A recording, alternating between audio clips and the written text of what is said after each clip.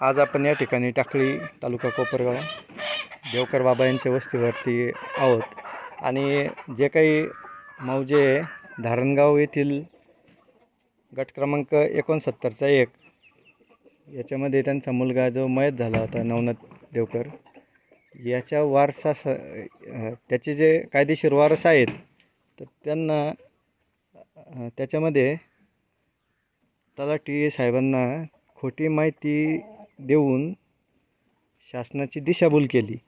त्या संदर्भात जे खरे कायदेशीर वारस आहेत मयत नवनाथ याचे आई आणि वडील ते अजून जिवंत आहे। ते जिवंत असताना तत्कालीन सरपंच यांनी पंचनाम्यावरती सह्या केल्या का संबंधित प्रॉपर्टीला वारस जे आहे ते इतर 4 जे वारस आहेत तेवढेच नमूद केले। तर सरपंचांना हे माहीत नव्हतं का आनंददादा देवकर आणि बाबूबाई आनंदा देवकर हे जिवंत आहे म्हणून। तर त्या संदर्भात आपण बाबांशी 2 मिनिटं चर्चा करू, त्यांचं काय म्हणणं आहे ते जाणून घेऊ। नमस्कार बाबा। नमस्कार। तर तुम्हाला काय माहिती मिळाली त्या कागदपत्रांच्या आधारे? ते मयत दाखवली त्यांनी सरपंचांना पंचनाम्यावरती खोटं सांगितलं आणि मयत म्हणून दाखवलं त्यांनी। अच्छा, म्हणजे आम्ही जिवंत आहे आता अजूनही बी आजपर्यंतही बी। बरं, आणि पंचनाम्यावरती तर तुमचं नाव नाही आहे, तुमच्या पत्नीचं नाव नाही आहे, तर त्याविषयी तुमचं काय म्हणणं राहील? आमचं म्हणणं आम्ही वारसदार हक्कानं आहेचे कायद्यानुसार। बरं, आमचे नाव पाहिजे वारसदारामध्ये। बरं, नवनाथ देवकर शिवाय वारसदार आम्हीच आहे।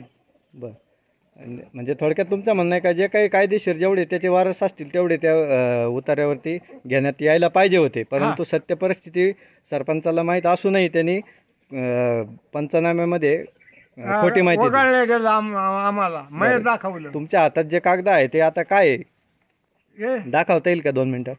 हा, दाखवता येईल ना। हे बघा, आपण या ठिकाणी पाहू शकतो हे कागदपत्रांचा बंच बाबांकडे आहे आणि याच्या आधारे प्रशासनाला चुकीची माहिती देऊन जिवंत असलेले वारस या ठिकाणी डावलण्यात आलेले। तर जे कोणी व्यक्ती असतील त्या संबंधित व्यक्तींवरती कायदेशीर कारवाई झाली पाहिजे असं बाबांचं मत आहे आणि आमचं सगळ्यांचंही तेच मत आहे। आपण 2 मिनिटं आजीची पण हे घेऊ। आजी, तू जिवंत आहे का? मग आता तू कोण बोलतो? जिवंत नाही तर कोणी? बरं, म्हणजे आपल्याला ह्या व्हिडिओच्या माध्यमातून एवढं सांगायचं आहे प्रशासनाला की हे ज्येष्ठ आहेत, यांना पॅरालिसिसचा त्रास आहे, अशा परिस्थितीत त्यांच्या शारीरिक परिस्थितीचा गैरफायदा घेऊन संबंधित हे कागदपत्र बोगस बनवून जमिनी लाटल्यात असा थेट आरोप आनंददादा देवकर आणि बाबूबाई आनंदा देवकर यांचा आहे। धन्यवाद बाबा, तुम्हाला न्याय मिळाले अशा उद्देशाने आम्ही काम करत राहू। धन्यवाद। बरं, धन्यवाद।